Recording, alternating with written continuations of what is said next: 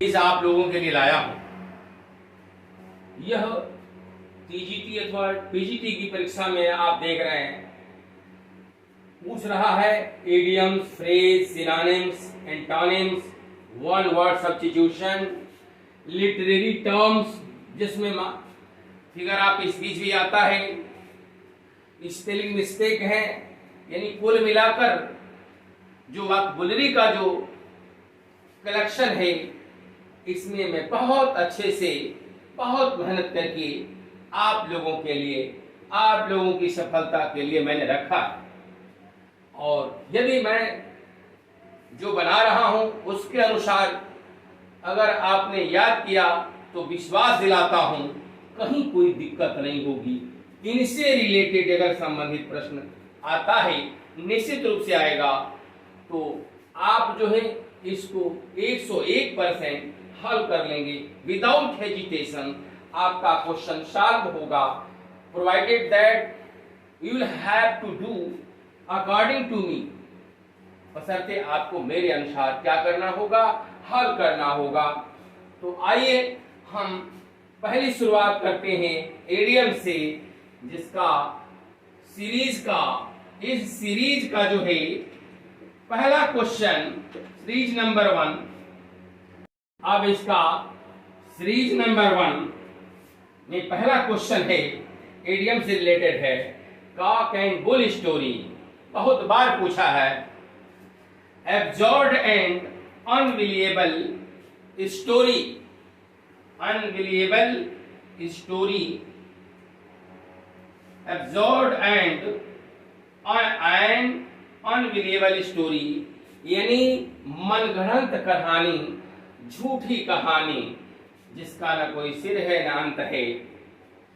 दूसरा question, hold water का मतलब होता है सिम लॉजिकल, बिल्कुल तार्किक लगना, बिल्कुल सही लगना।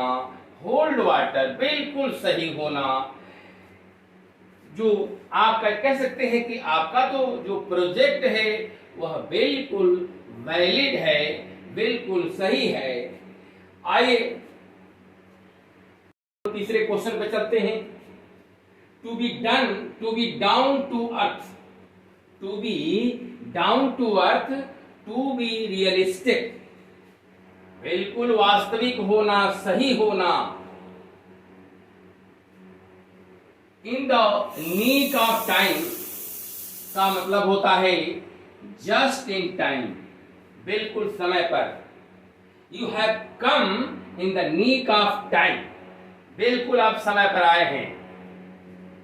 टू सन, ये देखिए सन का मतलब होता है घेरा करना, रेस्पेक्टिवली मैं अलग से बता रहा हूं। एविल में से बुराई, कंपनी बुरी, कंपनी, कंपनी का मतलब साथ होता है।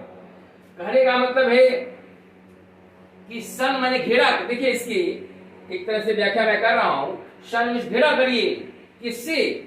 तो बुरी कंपनी से, बुरी कंपनी से घेरा करिए, क्योंकि कुशंग का ज्वर बड़ा भयानक होता है। तो आइए, इसका मतलब होता है टू शन एविल कंपनी, टू अवॉइड और गिव अप बैड कंपनी।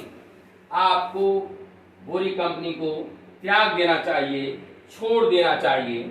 आइए हम लोग अगले क्वेश्चन पे चलते हैं। सीमिसाइड, अनप्लीजेंट एंड इमोरल, दुखदाई और अनैतिक। ये चीजें जो हैं,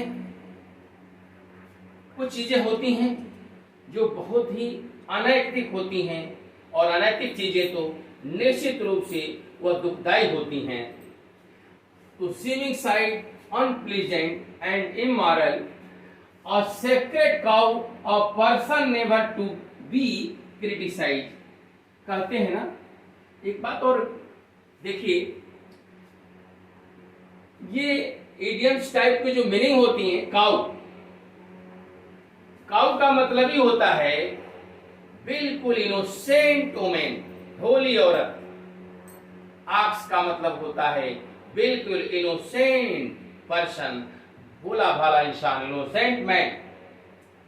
गोट का मतलब होता है इनोसेंट गर्ली, बिल्कुल सीधी लड़की। कुल मिलाकर के ये जो काऊ है यह बिल्कुल सीधी सादी औरतों के लिए किया जाता है, यानी कुल मिलाकर ऐसी पवित्र औरत, ऐसी सीधी औरत जिसका कोई भी व्यक्ति कभी आलोचना नहीं कर सकता। तो इसका मीनिंग होगा a person never to be criticise, ऐसा व्यक्ति जिसको कभी आलोचना नहीं किया जा सकता। और अगला क्वेश्चन है a dog's breakfast a thing that has been done badly, वह चीज जो बहुत बुरी चीज, बहुत बुरे रूप में की गई हो। अर्थात कहते हैं ना कि अ डॉग्स ब्रेकफास्ट, बहुत खराब चीज। कहते हैं ना कि अरे यार कैसी बकवास चीज तुमने ला दिया, you have brought here a dog's breakfast, कितने बुरी चीज तुमने ला दिया यहाँ पर, एकदम खराब चीज, बिल्कुल खराब चीज को हम कहते हैं अ डॉग्स ब्रेकफास्ट। आइए हम लोग अगले क्वेश्चन पे चलते हैं। क्वेश्चन यही है, sail in the same boat. Sail in the same boat मतलब to be in the same situation, समान स्थिति में होना, एक स्थिति में होना। कहते हैं ना, अगर दो लोग समान परिस्थिति में हैं, दोनों लोग परेशान, तो कहते हैं कि in the real sense we are क्या sail in the same boat, हम लोग एक ही नाव पर हैं, अर्थात सेम कंडीशन में हैं, हम लोगों की स्थिति एक जैसी है। Take the bull by the horse का मतलब होता है to face a difficulty courageously. Courageously, अब आप बताएं, अगर बैल के सींग को अगर हम पकड़ लें, मुसीबत तो खड़ा होना है, परिस्थितियां जो भी हों, जैसे ही पकड़ेंगे मुसीबत आ खड़ी होगी। इसलिए तो कहने का सेंस है कि इससे भी आप याद कर सकते हैं कि अगर उस बैल के सींग को पकड़ लें तो मुसीबत को मोल लेंगे। यानी कुल मिलाकर के परेशानी का, मुसीबत का फेस करना, मुकाबला करना, कैसे? करेजियसली, साहसपूर्वक। तो कठिनाई का साहसपूर्वक सामना करना, कठिनाई का साहसपूर्वक, कठिनाई का साहसपूर्वक सामना करना, सामना करना। तो आइए हम लोग अगले सीरीज पे चलते हैं। सिनोनिम्स में पहला क्वेश्चन आपके सामने है इंडोर्स। इंडोर्स का मतलब होता है सहमत होना, सहमत होना, समर्थन देना। तो माय डियर गाइस, अब आपको ये बताना होगा कि इसमें कौन सा विकल्प सही है। तो आपको पता लग गया, एग्री सहमत होना, एक्सेप्ट के सिवाय, इसका भी जान ले आप, एक्सेप्ट सिवाय, कंडेम मिस निंदा करना, कंडेम मिस निंदा करना, और एक्सीड मैंने बहुत ज्यादा होना, अधिक होना, बहुत ज्यादा होना। तो बच्चों आइए हम लोग अगले क्वेश्चन पे चलते हैं। हम लोग दूसरे क्वेश्चन पे, मेटिकुलस, बहुत प्यारा क्वेश्चन है, कई बार पूछा है, कई परीक्षाओं में पूछा है। मेटिकुलस का मतलब होता है, अब आप देखिए, करेक्ट सही करना, पेनस्टेकिंग, क्लीन, अलर्ट। अब आप बताएं। तो देखिए, पहली बात तो आप जानते हैं, मेटिकुलस का मीनिंग होता है अत्यंत सावधान, अत्यंत चौकन्ना रहने वाले व्यक्ति को, अत्यंत अत्यंत सावधान, बिल्कुल चौकन्ना रहने वाले व्यक्ति को कहते हैं मेटिकुलस। करेक्ट में सही करना, पेनस्टेकिंग, यही आपका आंसर है, पेनस्टेकिंग यही आपका सही है, चौकन्ना, बिल्कुल सावधान। क्लीन, साफ करना, साफ।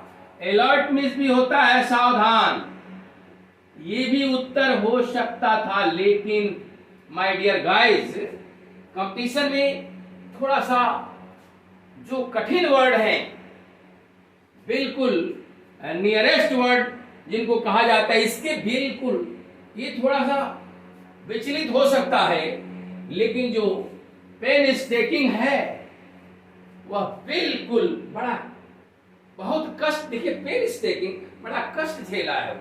अब कष्ट झेलने के बाद जब आदमी तैयार होता है, जब आदमी आगे बढ़ता है, तो यह समझ लीजिए वह समझ जाता, फिर दोबारा कोई अगर बात आती है ना, वह बिल्कुल समझ लेता, भांप लेता है कि ना इसके लिए बड़ा मैंने कष्ट झेला है यार, अब मैं इसको कदाप गंवाने नहीं दूंगा। इसलिए अगर देखा जाए तो 100% मेटिकुलस का आंसर होगा पेन स्टेकिंग।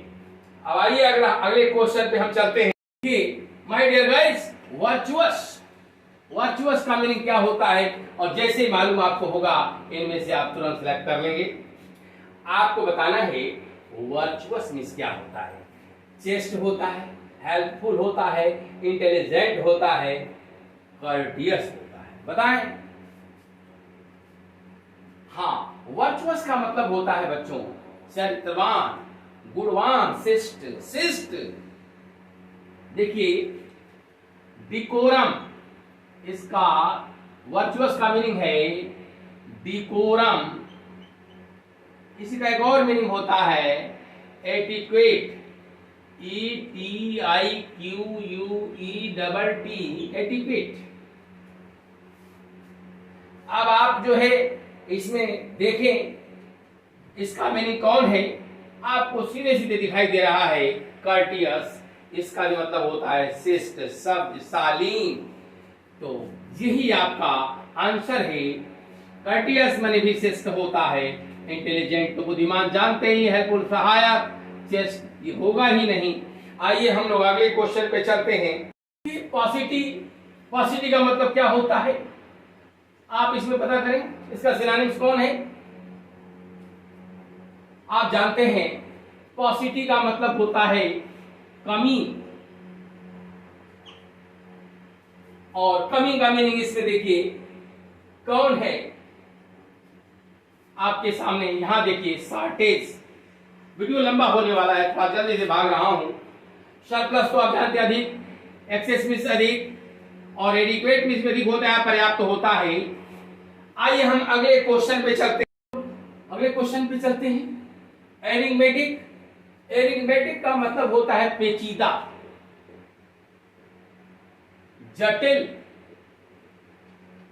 और इसे बताइए नियरेस्ट मीनिंग कौन है। मैग्नेटिक है, ऑटोमेटिक है, पजलिंग है, स्पीडिंग है। जो बहुत पेचीदा क्या होता है, जो चीजें समझ में नहीं है होती हैं कि what to do and what not to do, क्या करें क्या ना करें, एकदम भ्रामक स्थिति बन जाती है। आप देखते हैं पहेली, ये पजलिंग, पहेली से याद कर लीजिए।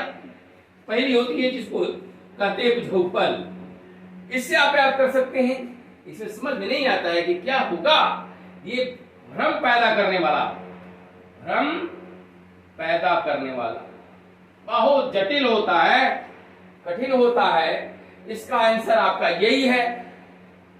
आइए हम अगले क्वेश्चन पे चलते हैं कि एप्रीहेंडेड की मीनिंग क्या होती है। एप्रीहेंड, हाथ में आ जाना, पकड़ में आ जाना, इसका मीनिंग ही होता है एप्रीहेंडेड। क्या होता है, मान होल्ड है, सीज है। अब देखिए कैप्चर है, तमाम तरह के इसके सिनोनिम्स हैं। कैप्चर है यानी क्या, पकड़ में कौन आ जाएगा। अब देखिए इसमें क्या है, अंडरलीव समझना, फियर में डर जाना, क्वेश्चन मैंने प्रश्न पूछा जाना। अब आइए देखिए यही है, कैप्चर हो जाते हैं, पकड़ लिए जाते हैं। गिरफ्तार होना, इसका अर्थ क्या होगा, गिरफ्तार होना, यानी ये इसका उत्तर होगा गिरफ्तार। इसका सिनोनिम्स होगा, क्या होगा, एप्रीहेंडेड का अरेस्टेड। आइए हम लोग एक क्वेश्चन पे चलते हैं। My dear guys, condone means क्या होता है, इग्नोर होता है, ओवरलुक होता है, फॉरगिव होता है, फॉरगेट होता है। माय डियर, आप समझते हो, आप जानते हो कि कंडोन का मतलब होता है माफ करना, माफ करना, क्षमा करना।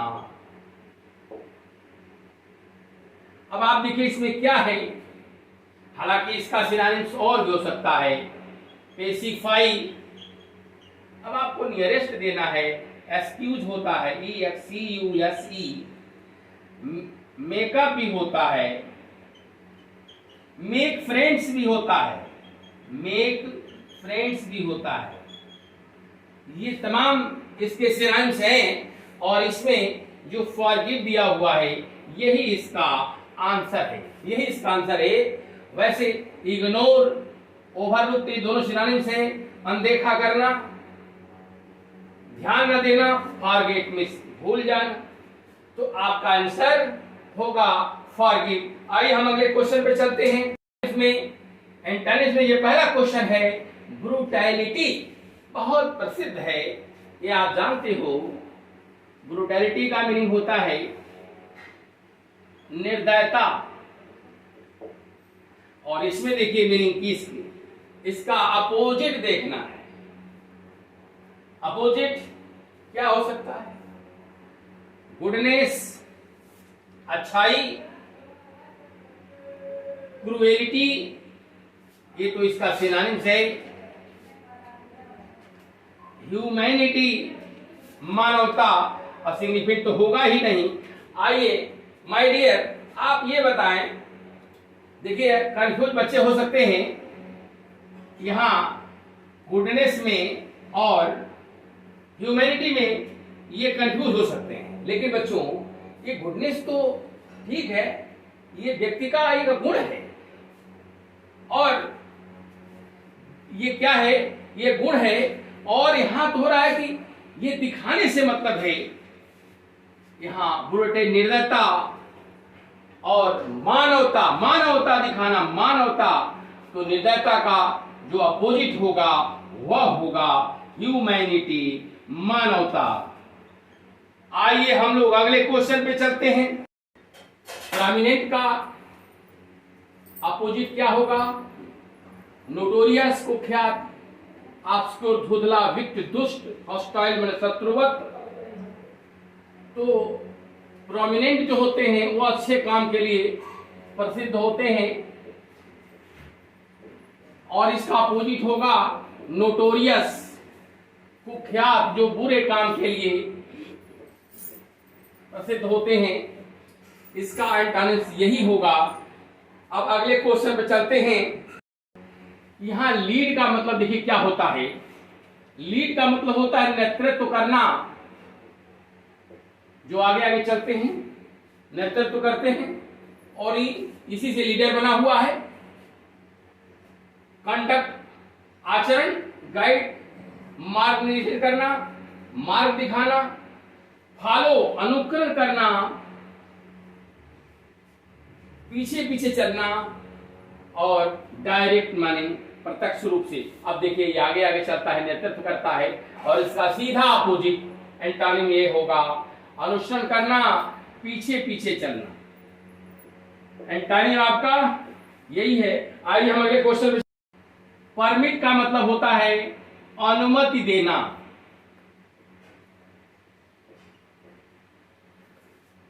किसी चीज को, किसी चीज अनुमति दे देना। अब आइए इंडोर्स को भी मैंने बताया है आपको सिनोनिम्स में। समर्थन करना, सहमत होना, अप्रूव होगा नहीं, सर्टिफाई, प्रमाणित करना। अब आप देखिए इसको अनुमति दे देना, और इसको फॉरबिड का मतलब होता है मना कर देना, मना कर देना। तो इसका एंटोनिम यही होगा, एंटोनिम यही होगा। और माय डियर, तो वीडियो चूंकि लंबा होने वाला है, इसमें सारे मैटर्स आपको मिलने वाले हैं, इसलिए मैं थोड़ा फास्ट चल रहा हूं। अब मैं शुरू कर रहा हूं वन वर्ड सब्स्टिट्यूशन। इसमें आप पहला क्वेश्चन देखिए जो दिया हुआ है, एग्नोस्टिक, या ऐसा व्यक्ति होता है one who is not sure about God existence, ईश्वर के अस्तित्व के बारे में वह जो है निश्चित नहीं होता, यानी संदेह में होता है। गॉड इज प्रेजेंट और नॉट इन दिस वर्ल्ड, इस संसार में भगवान है या नहीं है, संशय में जीता है, यानी उसकी कंडीशन डाउटफुल की स्थिति में होती है। डाउटफुल, और ऐसी स्थिति में इसका हिंदी होता है अज्ञेयवादी। अज्ञेयवादी, उसको पता ही नहीं है कि भगवान है कि नहीं है, वह संदेह में जीता है। और ऐसी स्थिति में क्या कहते हैं, उसको एग्नोस्टिक कहते हैं, अज्ञेयवादी। दूसरा वन वर्ड से एल्ट्रुइस्ट, अ लवर ऑफ मैनकाइंड, यानी मानव जाति का प्रेमी, जिसको एक और शब्द इसके लिए बोलते हैं फिलांथ्रापिस्ट।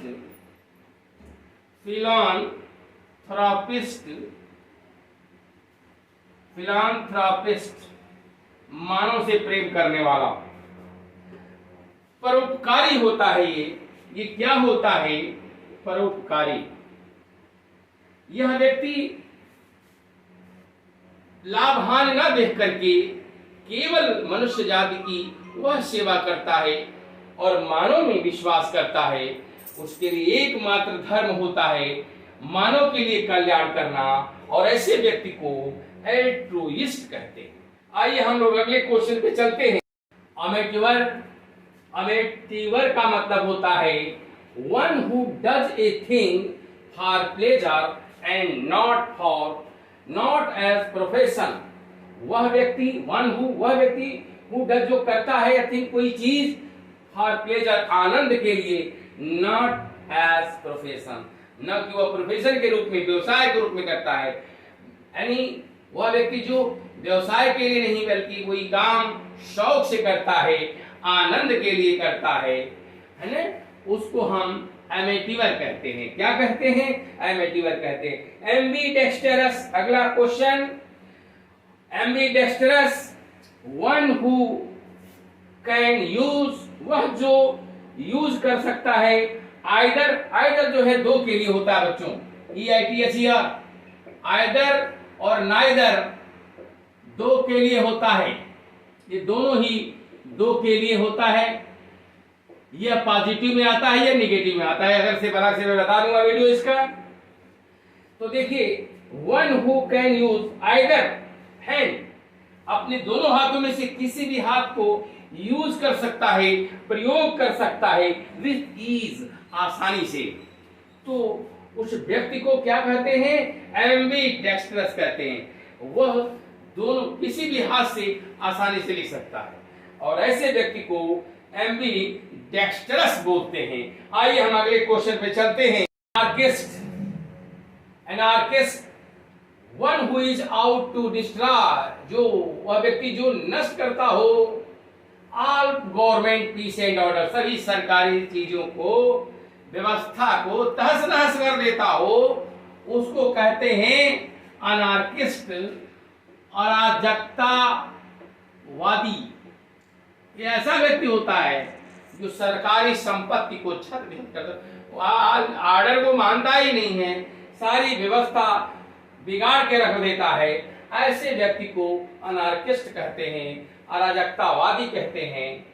एपोस्टेट, अ पर्सन, वह व्यक्ति हु हैज चेंज्ड, जो बदल दिया हो हिज फेथ, अपने विश्वास, अपने धर्म को त्याग देता हो, बदल दिया हो। इसको तो वैसे एपोस्टेट का मतलब होता है धर्म त्यागी। क्या होता है, धर्म त्यागी, जो अपने धर्म को त्याग देता है, उसको एपोस्टेट कहते हैं। जो बदल दिया हो उसको एपोस्टेट कहते हैं। लिटरेरी टर्म्स में देखिए सारे क्वेश्चन हैं। लिटरेरी टर्म्स के अंतर्गत ये पहला क्वेश्चन है, द पोएट हु डिस्क्राइब्ड, कवि, वह कवि जो वर्णन किया पोएट्री को as inspired mathematics, inspired mathematics के रूप में जिस कवि ने पोएट्री का वर्णन किया है, वह कवि कौन है जिसने इंस्पायर्ड मैथमेटिक्स से संबोधित किया? वह कौन है? तो T S. Eliot, Hopkins, Ezra Pound, none of these. इसमें से एजरा पाउंड साहब ने कहा पोएट्री को इंस्पायर्ड मैथमेटिक्स। एजरा पाउंड ने ही कहा था पोएट्री को inspired mathematics. The soul of, दूसरा question, the soul of tragedy according to Aristotle, Aristotle ने कहा है ट्रेजेडी की जो आत्मा होती है वह थॉट होती है, कैरेक्टर्स होते हैं, प्लॉट होते हैं, स्पेक्टिकल्स होता है। आप बताएं इसमें एरिस्टोटल ने किसको ट्रेजेडी का शोषण कहा है? तो माय डियर, मैं आपको बता दूं एरिस्टोटल ने प्लॉट को ट्रेजेडी का शोषण माना है, लेकिन शेक्सपियर ने ट्रेजेडी का जो शोषण है वह किसको माना है? तो कैरेक्टर को माना है, चरित्र को ही माना, पात्र को ही माना है। तो ये दोनों ही क्वेश्चन बड़े ही इंपॉर्टेंट हैं। यानी द सोल ऑफ ट्रेजेडी को अरस्तु ने प्लॉट को माना है, वहीं दूसरी तरफ शेक्सपियर ने कैरेक्टर्स को माना है। अब हम चलते हैं आगे की क्वेश्चन पर। तीसरा क्वेश्चन है पैरेलेबल। पैरेलेबल का मतलब होता है a poem in paragraph, a poem book in an epic, a brief tale illustrating some moral of cure of paralysis। इसमें पैरेलेबल का मतलब होता है नैतिक कहानी। क्या होता है? नैतिक कहानी। ईसा मसीह के द्वारा जो कहानी बताई गई है, जो बातें बताई गई हैं, उसी पर आधारित होती है। और ये जो है क्या करती है? कुछ नैतिक चीजों का क्या करती है? वर्णन करती है।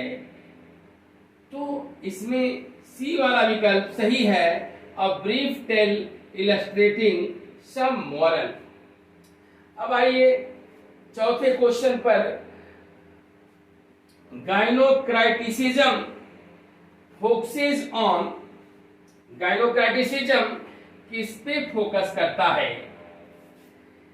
A criticism on women, a criticism by women, और women as writers, और डी वाला विकल्प none of these।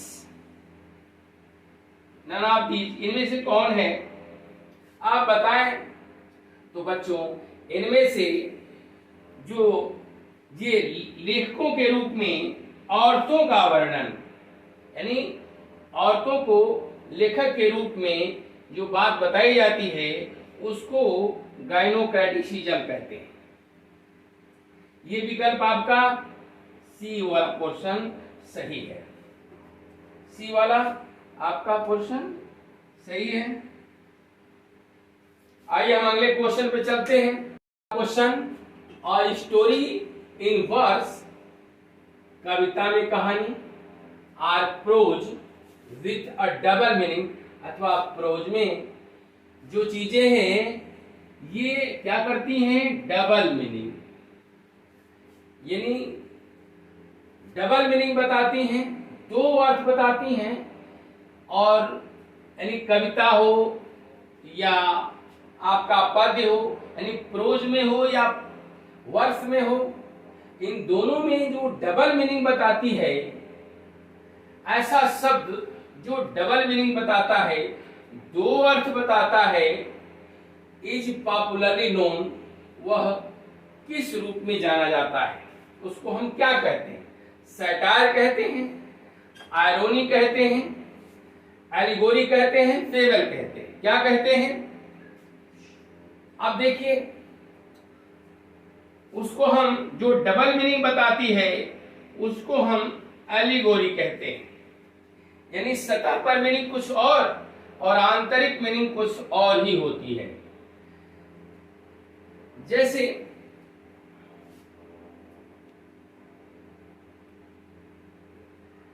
Animal farm Ernest Hemingway साहब का जो नावल है, उसमें आप देखेंगे तो सतह पर क्या है, तो जानवरों के बारे में बताई गई, उसमें जानवरों की कहानी के बारे में बताई गई है। लेकिन वास्तविक स्थिति यह है कि वह रशियन रिवॉल्यूशन पर आधारित है।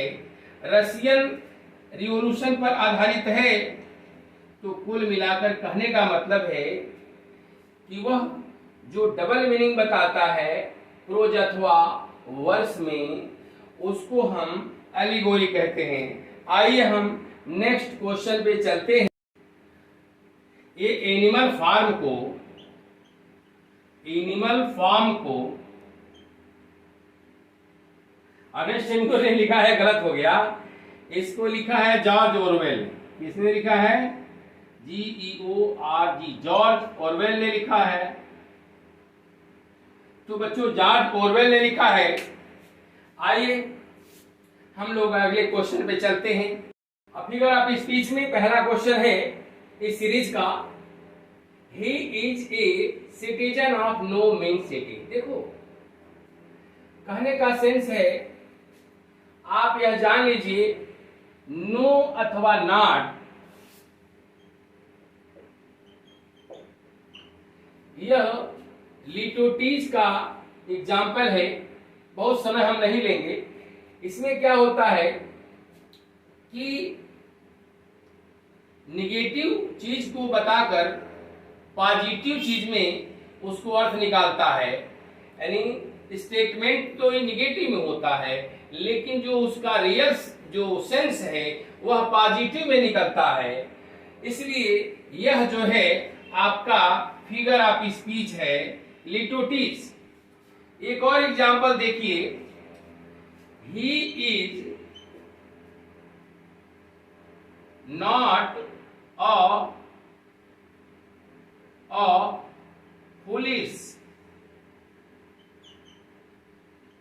पुलिसमैन, यानी वह कोई मूर्ख आदमी नहीं है।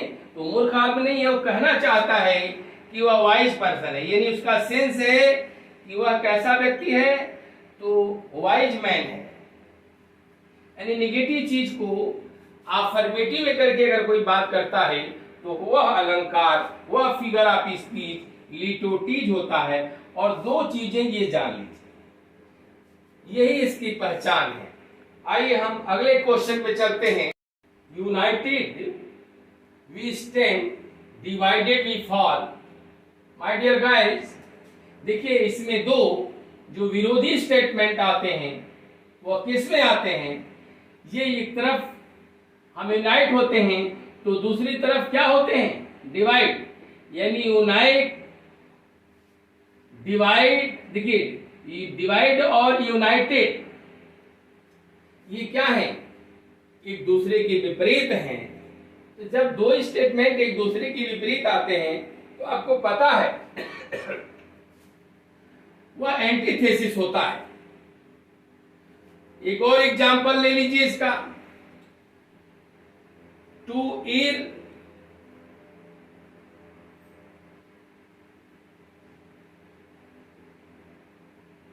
Is human, to forgive is divine. To forgive is divine. ये भी दो स्टेटमेंट जो विपरीत हैं एक दूसरे के। यानी मानव से भूल होती है, ईश्वर माफ करता है। आप देख रहे हैं, ये भी आपके एंटीथेसिस का ही एग्जाम्पल है। मैन प्रपोजेस, गॉड डिस्पोजेस, ये क्या है? सभी एंटीथेसिस के एग्जाम्पल हैं। आइए हम अगले क्वेश्चन पे चलते हैं।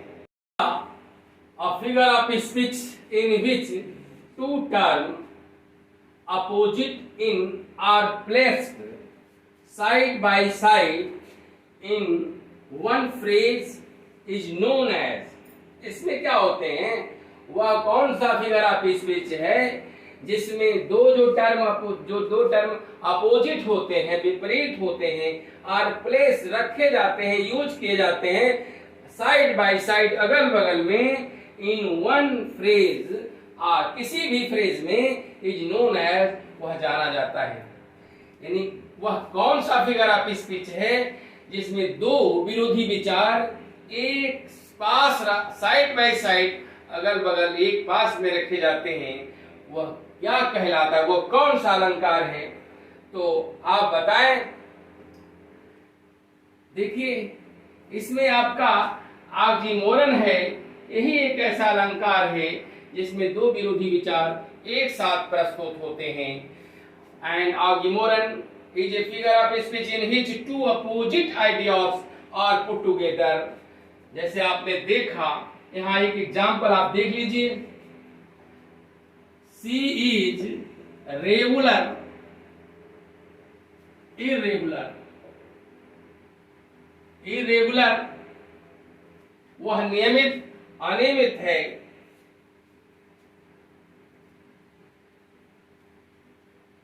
It is bitter sweet.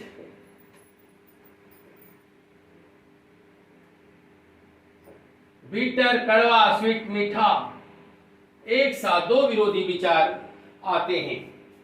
ऐसी स्थिति में ऑक्सीमोरल फिगर ऑफ स्पीच होता है। आइए हम अगले क्वेश्चन पे चलते हैं। हाँ, चौथा क्वेश्चन फिगर ऑफ स्पीच का, using the expression crown for the monarchy is an example of. ये जो क्राउन है वह किसके लिए यूज किया जाता है? फॉर द मोनार्की, मोनार्क राजा के लिए प्रयोग किया जाता है।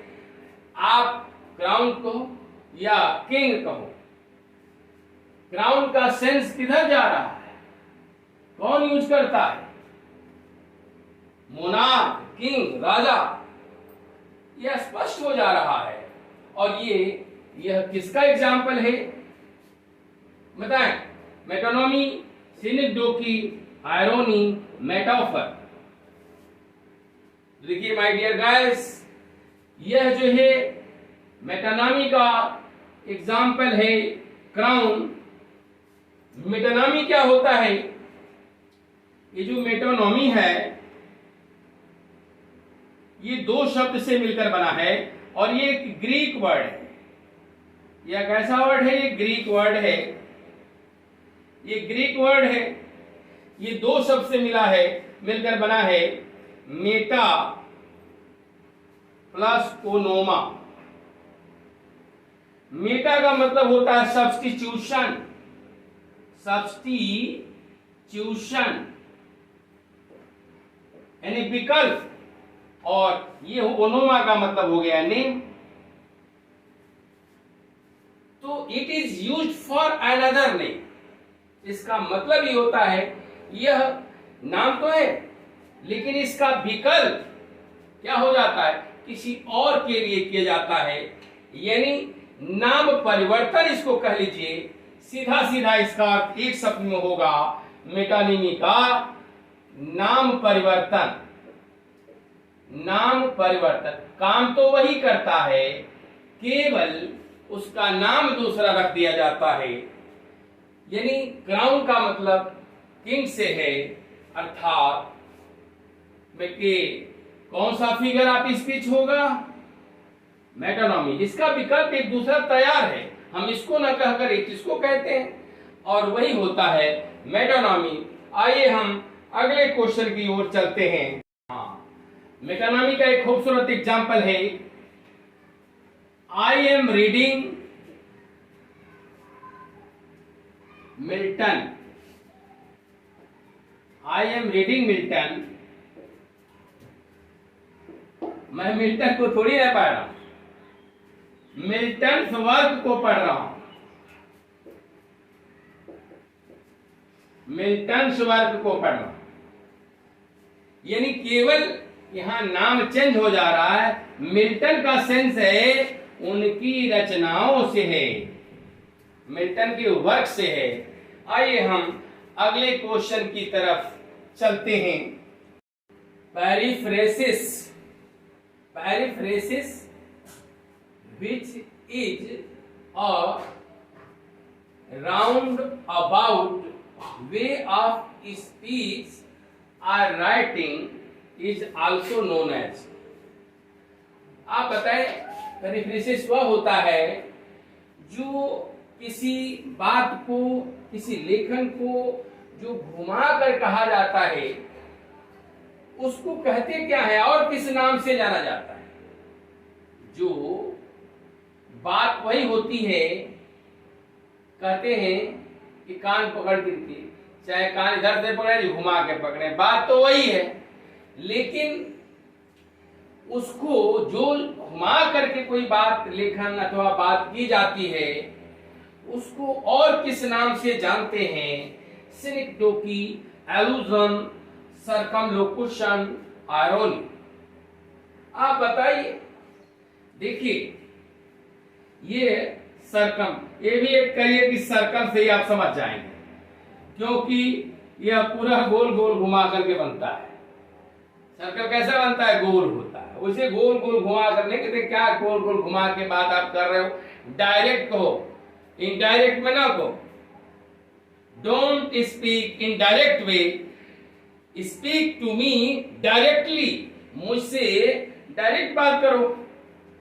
तो वही बात है इनडायरेक्टली, जो घुमा फिरा के बात करते हैं उसको सर्कमलोकुशन कहते हैं। बात तो अब घुमा के, जैसे हम ये कहें that sets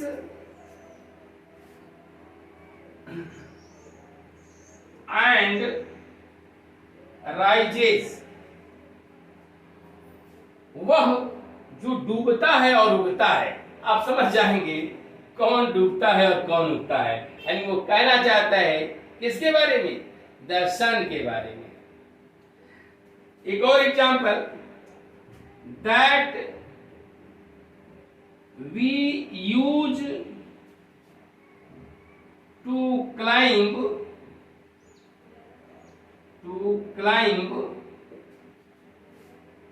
on the roof।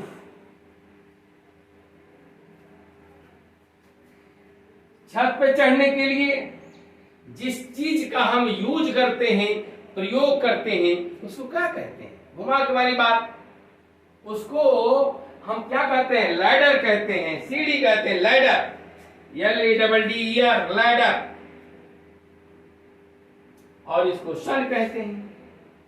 बात वही है घुमा फिरा कर। आइए हम लोग अगले क्वेश्चन पे चलते हैं। A sequence of repeated consonant sound in stage language। बच्चों, my dear guys, ये जो रिपीटेशन होता है किसी लैंग्वेज में, वह कॉन्सोनेंट साउंड में होता है, और उसका जो रिपीटेशन होता है वह किस अलंकार में होता है? अलिटरेशन में होता है, एसेंट में होता है, सिलेबल में होता है, एक्रोस्टिक में होता है, किस में होता है? तो माय डियर गाइस, अलिटरेशन में होता है। Repetition of same letter, repetition of same letter और सेम सिलेबल।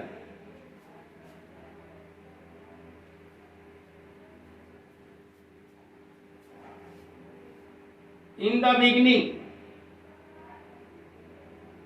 BEGIN, beginning. जैसे देखिए, अलोन, एलोन, ऑल, अलोन। देखिए ये क्या है? ए का जो रिपीटेशन हो रहा है वह बार बार हो रहा है। तो कहने का सेंस है, बहुत प्यारा एग्जाम्पल है अलिटरेशन में। आइए हम अगले क्वेश्चन पे चलते हैं। होरेसियो, I am died, I am dead, ये बात हेमलेट जो है रोसियो से कहता है कि मैं मर गया हूं। आप बताएं, जो घटना अभी हुई नहीं उसकी पहले से ही चर्चा कर देना। घायल तो है, मरा नहीं है। हेमलेट रोसियो से कहता है अभी वो चीजें हुई नहीं और पहले से ही कह देना, इस चीज को हम क्या कहते हैं? प्रोलैप्सिस कहते हैं। क्या कहते हैं? प्रोलैप्सिस कहते हैं। आइए अगले क्वेश्चन में करेक्टली स्पेल्ड वर्ड, चूंकि वीडियो लंबा हो रहा था तो मैंने कुछ क्वेश्चन का सीधा सीधा करेक्ट वर्ड में लिख दिया हूं।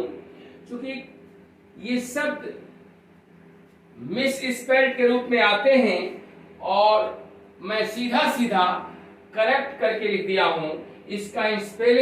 इनका स्पेलिंग आप याद कर लें। ग्रीवांस, हाँ इस देखिए, ग्रीवांस में शिकायत। ग्रीवांस में क्या होता है? शिकायत। प्रॉमिस्कुअस का मतलब होता है अनैतिक। अनैतिक, अनैतिक होता है, अनैतिक होता है। ब्यूरोक्रेसी का मतलब नौकरशाही। बहुत कई परीक्षाओं में यह पूछा है, नौकरशाही। मिलियोनेयर, करोड़पति। करोड़पति। निगार्डली, कंजूस। और ओमिटेड मैंने हटा देना। That's all my dear guys. आप लोग प्रोत्साहित करें, और प्रोत्साहित करने का एकमात्र तरीका है आप लाइक करें। लाइक करें, सब्सक्राइब करें। ये दो चीजें ऐसी चीजें हैं जिस तरह से कभी को तालियां प्रोत्साहित कर देती हैं, उसी तरह से एक अध्यापक को यूट्यूब पर पढ़ा रहे हैं, आपके लाइक का बहुत बड़ा रिस्पांस उस अध्यापक को मिल सकता है। इसमें लगना क्या है? आप केवल लाइक कर दें, सब्सक्राइब कर दें। धन्यवाद। थैंक्स।